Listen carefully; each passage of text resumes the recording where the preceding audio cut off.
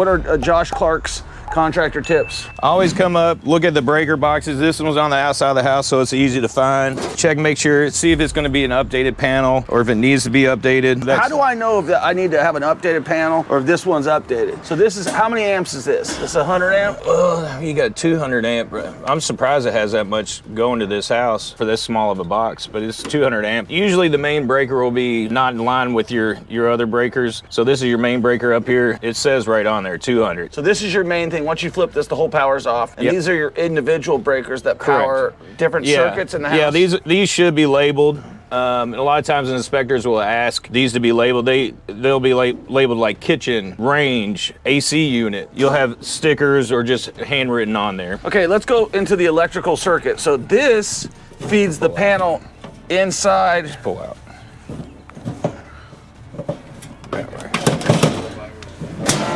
It's always just stupid shit like that goes viral.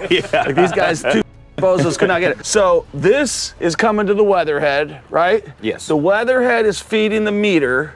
Before the meter goes down to the panel, they're getting their service. What are some tips and tricks that we could do to not pay the power company? You tell me. I pay my bills. No, I'm just messing around. But I've seen guys do crazy stuff when I've got houses. I've seen them jump. Oh, jump. I've seen them jump and go around it. Go around it. Okay. But okay. Anyways, on the other side of this is what? What? A panel, right? Is there? Oh, no. That would be because they put it on the outside, but normally on the other side of this is the panel. Yeah, correct. Normally this will come down, feed inside the house, and you'll have this inside the house. So on this panel, it only has the main double breakers powering your main appliances. So behind this, like you were saying earlier, you will find a sub panel that has all the breakers for your smaller circuits that runs like the bedrooms, the bathrooms, and all that. So this one is a large panel. You'll find the sub panel inside. So you were saying I was right? Hey, semi-right. So yeah, so that, because I did think that normally when you have an exterior one, you normally have an interior one. Because you're not having on sometimes, because I mean I have two houses, even in my personal house, every single breaker is outside. And it's an updated panel and everything, so, which is odd. But I mean, on a lot of houses, you'll have every single breaker outside, so you have to go outside in the middle of the night to turn stuff on and off. Okay, so let's just go a little bit deeper because I do like electrical and I don't know shit about it. I don't know how to do anything. So we got our weatherhead. Weatherhead drops down to our meter. That goes, and it generally will go into the inside panel. Correct. Now, the panel is got a bunch of breakers. Those breakers are where your home runs come off of, right? So if you have a 200 amp panel, how many breakers, what is the average breaker service in total of amp? Is like 25? Is it 50? Well, most of your breakers will either be 15, 20, or 30 amp. Okay, and that means that when you blow the breaker, it means you got too much ampage going. Correct. So the key thing is like, okay, on one breaker, I'm gonna put one appliance, right? I'm not gonna put my stove, I'm not gonna put my HVAC, I'm not gonna put, you're gonna isolate the breakers based on the number of appliances you have, right? And then so like, what's the best way to set up a panel? By a professional electrician. Goddamn right. I'm just curious because I know you know your stuff. I don't know electrical, but I'm always trying to figure out, like, so I know you got 35,000 watts coming out off the main line, and that's drop it on into your line right here, and then that feeds your panel, and then your home runs come from your panel. And those home runs, if they daisy chain off junction boxes and off junction boxes, if you get too much power going to too many things, you're gonna blow it. Why do hair dryers blow so many goddamn breakers? What is the ampage that a hair dryer? Those things are pulling a lot of power. Now they switch it to where if you change out your panel, you have to have everything, all your circuits, arc fault protected.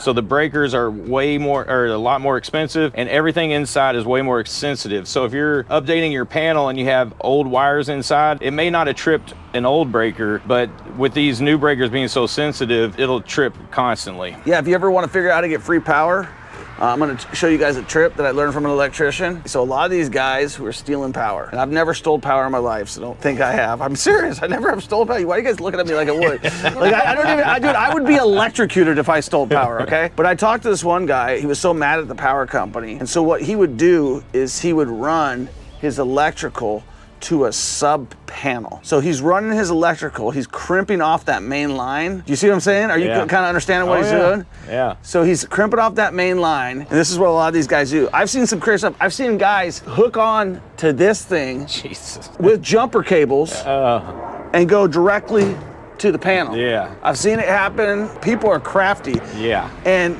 meth heads do not care about getting electrocuted, man. They're like, shit, that was Just an extra high. So there's a lot of ways that people do stuff to steal stuff. I see people stealing water all the time. You know how many cords I've clipped for people running? I did that on 2 houses ago. That they stole power from inside and went across 3 backyards to an RV in the back of their did you clip it? Yeah, and then it was hooked back up.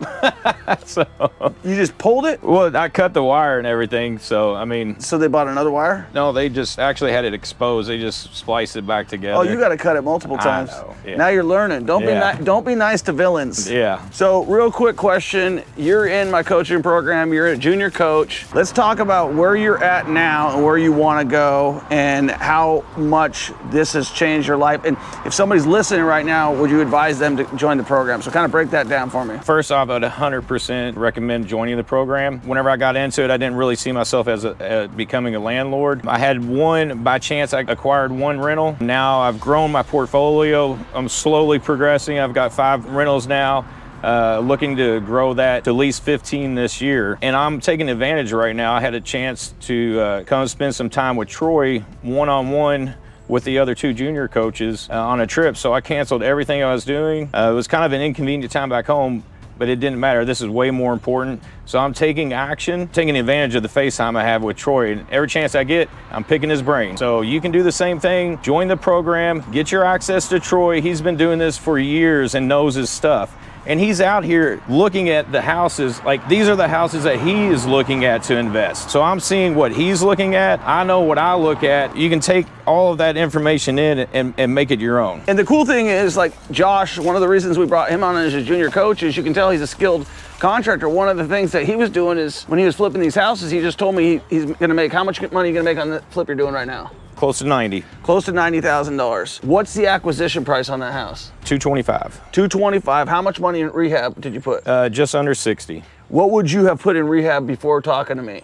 Before talking to you, I would have been knocking out a lot more walls, changing layouts a lot more. I probably would have had closer to 85, 90. So you said this is the quickest and most amount of money you made, and you said because you looked at it with different eyes now versus the contractor eyes that you had before. Yeah, Troy, I always say he kept yelling at me, but he just kept preaching to me, stop being a contractor, look at, you're an investor. So I'm still providing, the end buyer with a very high quality product, but I'm only addressing the issues that need to be addressed. Not what Josh wanted to address. Correct, yeah, I'm not making it like I'm going to live there, but I'm making it very livable, very high quality product still. All right, guys, if you're looking to get started investing in real estate and you want to learn from guys like Josh, learn from guys like me, we're out in the field here in Birmingham, Alabama. We're all learning from each other. I pick his brain too because he knows a lot about construction. Schedule a call, follow us, share, subscribe.